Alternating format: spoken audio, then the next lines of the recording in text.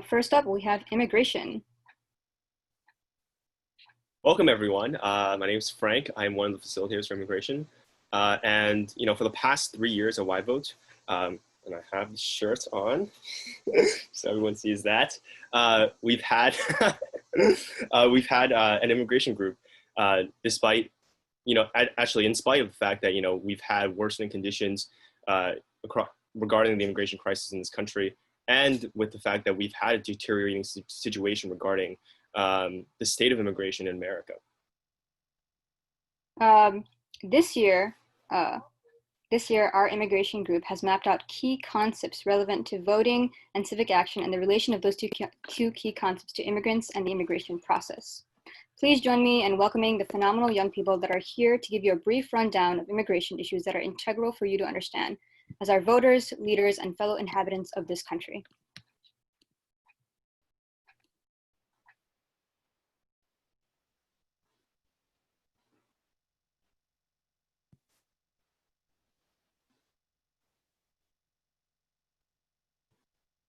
All right, take it away. On this summer evening of 7:05 p.m., Marwa Ellis was handing out pamphlets for the organization YVote. Hello, would you like a pamphlet on reasons why you should vote? No, it's okay. I think it's a waste of time. I wouldn't want to spend time doing that. Are you kidding me? Voting it's necessary for the community and the country we live in. We have to vote. Well, but the sad thing is, I feel like my vote doesn't count. So why would I waste my time? Well, let me tell you some reasons why you should vote.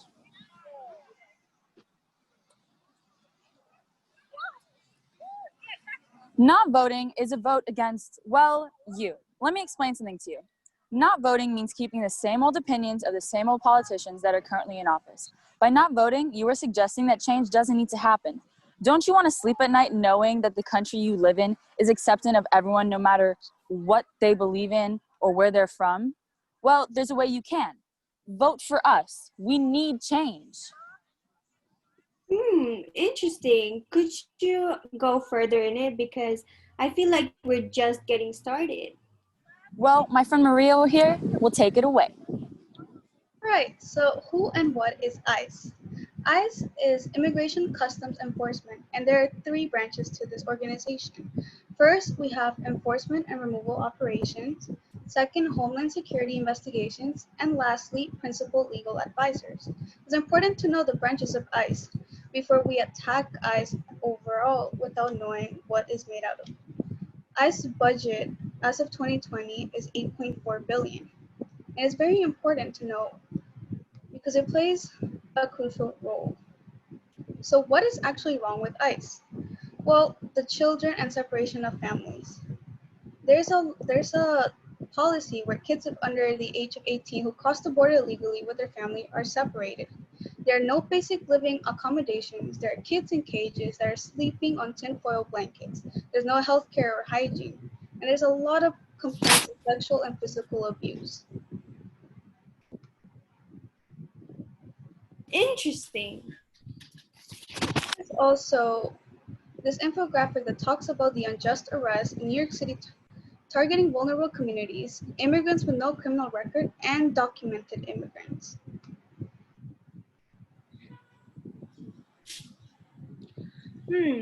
I understand what you mean now. I had a similar situation with one of my cousins and the situation with DACA.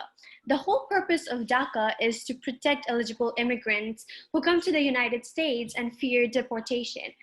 But what the current administration is doing right now is that they increase the fees, shorten the DACA length to 1 year, and only granted advanced parole to only the emergent situations. Numerous attempts have been made to end this, and most importantly, it has rejected all new applications.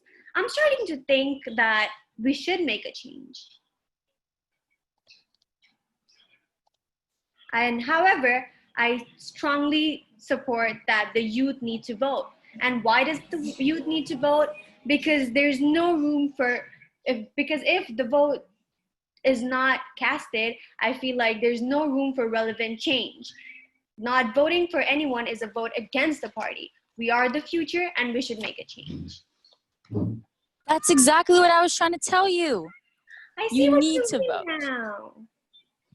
I told you I'd change your mind.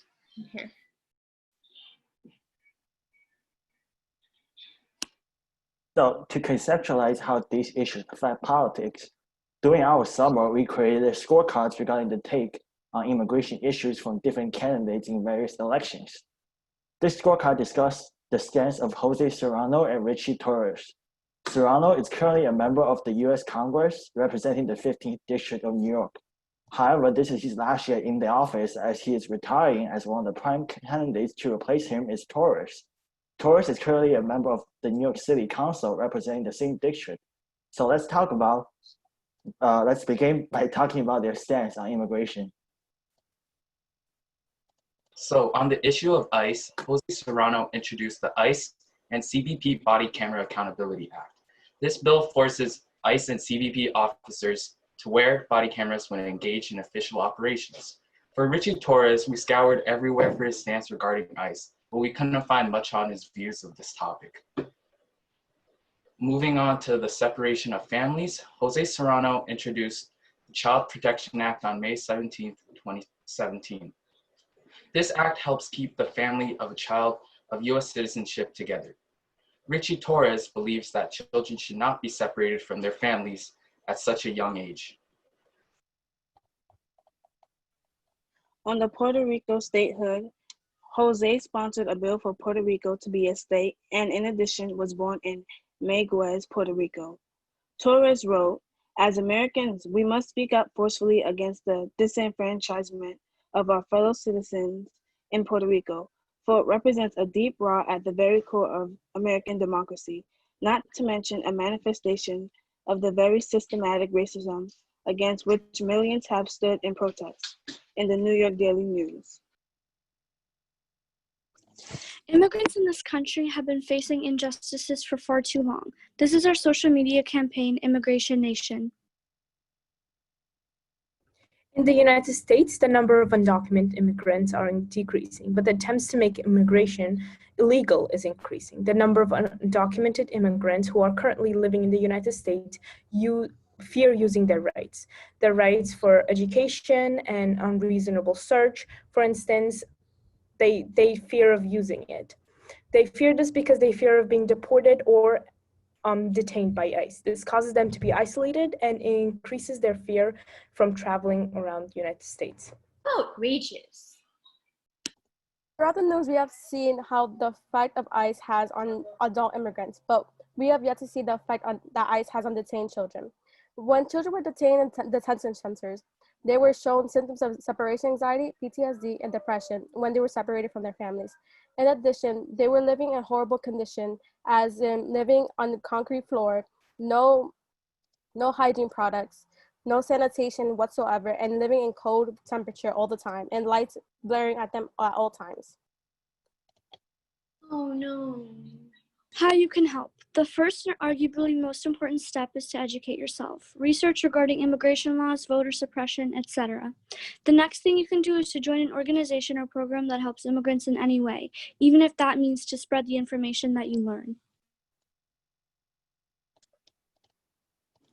The main thing you should take with you from this message is that when you make the decision to vote, you're making a decision for all of us. Most importantly, you are being a voice for those who cannot vote. If you don't want to make this decision for yourself, make it for us. Be or vote. Thank you.